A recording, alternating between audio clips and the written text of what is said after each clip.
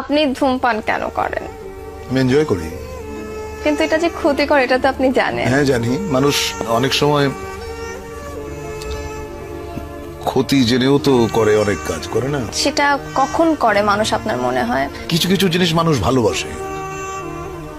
হ্যাঁ, যেমন ধরো তুমি যে কানে যেটা পড়ে আছো এত বড়, তুমি পছন্দ করো বলে এটা পড়ে আছো, কিন্তু এইটা যে কানটাকে টেনে তোমাকে অস্বস্তি দিচ্ছে, ওইটুকু যন্ত্রণা তুমি কিন্তু সহ্য করছো।